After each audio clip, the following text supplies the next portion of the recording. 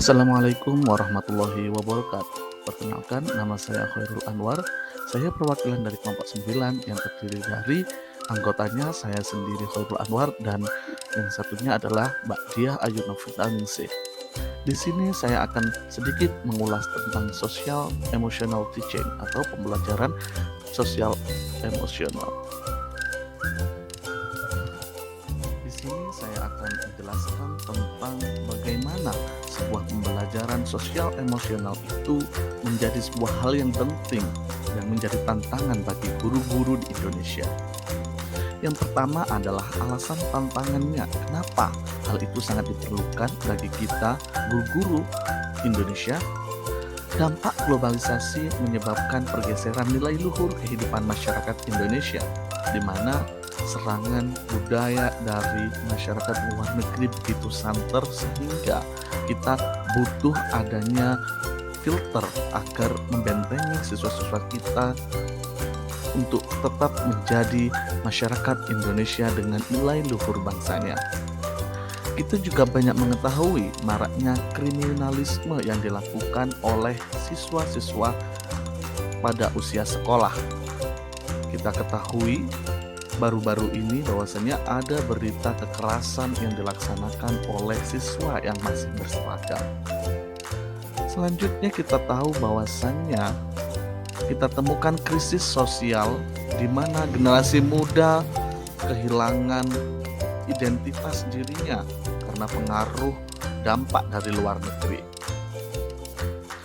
Tantangan lain yang muncul dari pembelajaran sosial emosional ini adalah bahwasannya setiap guru dituntut untuk menjadi guru yang profesional.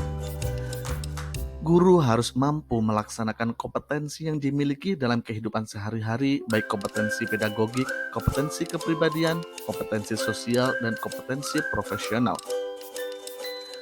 Harapannya, guru adalah menjadi seorang teladan, di mana guru harus mampu mengembangkan nilai-nilai karakter dalam dirinya agar dapat membentuk siswa yang memiliki karakter yang kuat dan memiliki ciri keindonesiaan. Dari hasil pengamatan kasus proses belajar yang terdapat pada lingkungan belajar yang kita temui, yaitu pertama, dari sisi komunikasi, kita mengetahui bahwasannya komunikasi guru dan siswa tidak ada sekat sehingga muncul bahasa-bahasa yang tidak sopan ketika berinteraksi dengan guru. Selanjutnya kita temui bahwasannya banyak siswa yang mendapatkan kecanduan tentang penggunaan gadget ini. Kita temui bahwasannya siswa emosinya tidak terkontrol sehingga ketika marah cenderung meledak-ledak dan membahayakan diri maupun orang lain. Kebebasan informasi juga menjadi sebuah tantangan di mana kebebasan informasi ini yang ada menyulitkan pihak guru dan orang dewasa untuk memfilter informasi-informasi negatif yang akan dikonsumsi oleh peserta didik kita. Selanjutnya, karena kemajuan teknologi, kita dihadapkan pada siswa yang menyukai hal-hal yang instan. Mereka menjadi seorang generasi yang sandwich, di mana mereka menyukai hal yang instan dan mudah untuk dilakukan, sehingga etos kerjanya rendah dan mereka mudah dalam menyerah ketika menghadapi sebuah tantangan. Untuk mengimplementasikan pendidikan sosial emosional di sekolah, maka perlu adanya dukungan dari sekolah, sehingga proses kegiatan pembelajaran sosial emosional dapat berjalan dengan baik. Yang pertama yang perlu dilakukan oleh sekolah adalah memberikan dukungan terhadap budaya empati yang dilakukan. Selanjutnya, sekolah perlu menegaskan bahwasannya guru adalah seorang teladan, sehingga segala tutur kata dan perilaku perlu dijaga sehingga siswa memperoleh gambaran real dari apa yang telah dicontohkan lewat perilaku oleh guru-gurunya. Dukungan lain yang harus diberikan sekolah adalah pemberian apresiasi terhadap perilaku baik yang dilakukan oleh siswa maupun guru. Hal ini memberikan penguatan terhadap apa yang sudah dilakukan dan memberikan motivasi tentang apa yang belum dilakukan. Selanjutnya, sekolah juga perlu memberikan kesempatan kepada siswa untuk melaksanakan outdoor learning agar menumbuhkan kepekaan terhadap lingkungan sekitar. Selanjutnya, sekolah juga harus membuat sebuah program yang membiasakan kegiatan sosial dan kegiatan berbagi oleh anak yang dilakukan secara terus-menerus sehingga itu menjadi sebuah gaya hidup yang dilaksanakan oleh anak. Yang terakhir yaitu dukungan yang perlu diberikan oleh sekolah adalah program konseling kepada siswa. Jadi, sekolah perlu memberikan fasilitas berupa guru konseling sehingga siswa mampu memberikan atau menunjukkan emosinya dan ada yang mengarahkan ketika emosinya sedang tidak stabil. Dalam upaya mewujudkan pembelajaran sosial emosional di sekolah, sekolah akan menghadapi berbagai tantangan yang harus diselesaikan. Yang pertama yaitu dalam tantangan menumbuhkan empati. Bisa jadi ketika menumbuhkan rasa empati pada masing-masing peserta didik tidaklah mudah karena karakteristik peserta didik yang berbeda seperti introvert, extrovert, acuh, sombong, tinggi hati, minder, pemalu, dan lain-lain. Sehingga perlu ada upaya yang besar dari sekolah dan guru untuk mewujudkan dan menumbuhkan rasa empati kepada siswa. Selanjutnya, tindakan stakeholder yang ada di sekolah. Terkadang ada stakeholder sekolah yang tidak bisa menjadi contoh yang baik, seperti ada saja guru yang kurang membudayakan sikap kurang baik, guru yang tidak disiplin, terlalu arogan, dan memiliki kondisi emosional yang kurang stabil sehingga itu menjadi contoh yang kurang baik bagi siswa.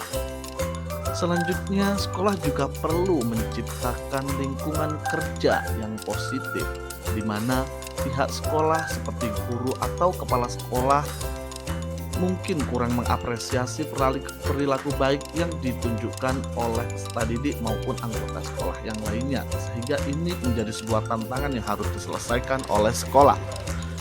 Selanjutnya adalah kompetensi guru, di mana beberapa guru mungkin mengajar masih dalam tahap klasikal dan monoton, hanya di kelas hingga fokus pembelajaran masih seputar akademik siswa. Perlu adanya peningkatan kompetensi guru sehingga guru mampu fokus untuk mengembangkan secara sosial maupun emosional, sehingga guru lebih siap dalam mengajar. Selanjutnya, yang menjadi tantangan sekolah adalah di mana kontrol terhadap siswa ketika di rumah itu masih cenderung minim. Bahkan, pihak sekolah mungkin kesulitan ketika mengkoordinir dan mengikutsertakan peserta didik dalam kegiatan-kegiatan tertentu karena komunikasi yang kurang baik. Sehingga perlu adanya komunikasi yang saling berkesinambungan antara sekolah, guru, kepala sekolah, dan orang tua. Selanjutnya kita perlu mengkaji tentang adakah pengaruh karakter peserta didik terhadap keberlangsungan pendidikan sosial emosional. Karakteristik peserta didik sangat mempengaruhi penerapan pembelajaran sosial emosional. Contohnya, anak yang memiliki temperamen tinggi tentu perkembangan pembelajaran sosial emosionalnya berjalan lebih lambat daripada anak yang cenderung sabar dan bisa mengontrol emosinya. Cara menghadapinya yaitu bisa mengajarkan bagaimana cara mengelola emosi anak, mendengarkan dan memahami perasaan anak, memberikan perhatian positif dan mendorong anak untuk menentukan visi misi atau harapan yang realistis dan memungkinkan untuk diwujudkan oleh dirinya.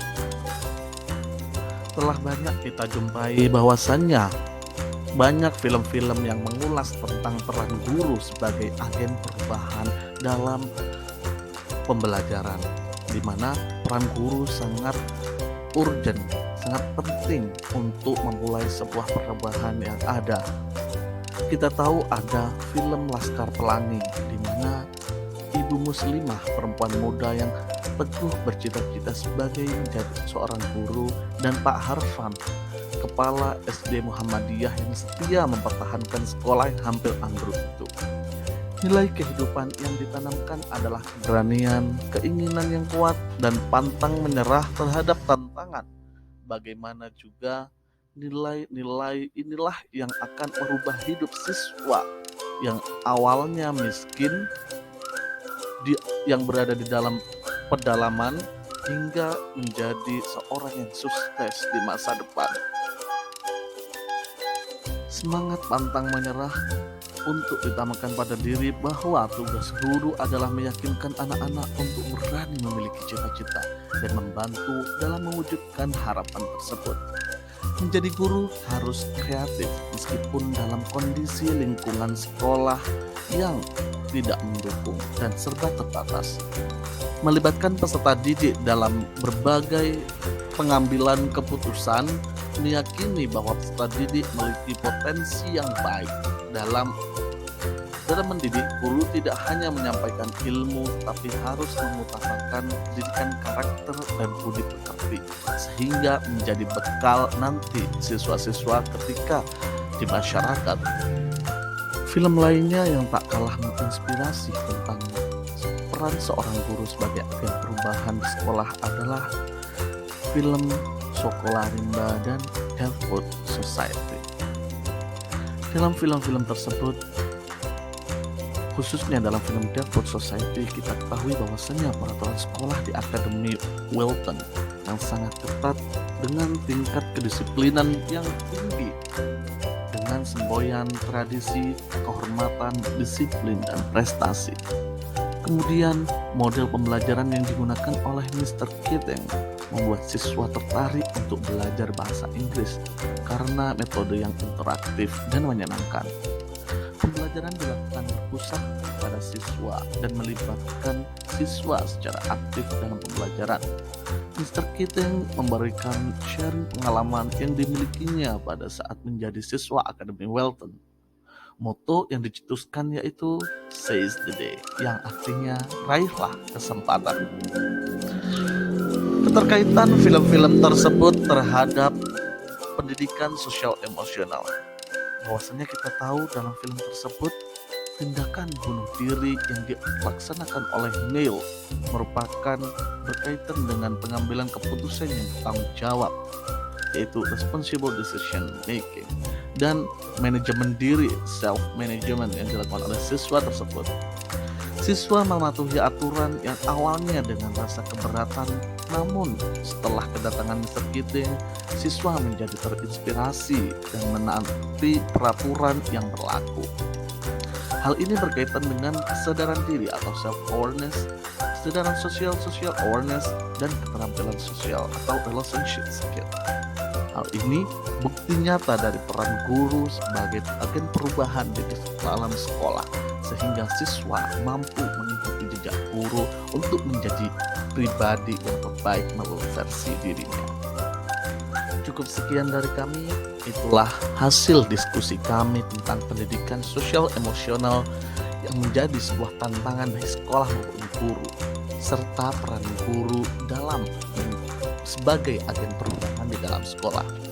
Cukup sekian, saran dan masukan sangat diperlukan oleh kami, sehingga akan memperjelas dan mempertajam pemahaman kami terhadap implementasi pendidikan sosial emosional di sekolah. Cukup sekian dari kami dari kelompok 9, dan terima kasih. Salam guru profesional.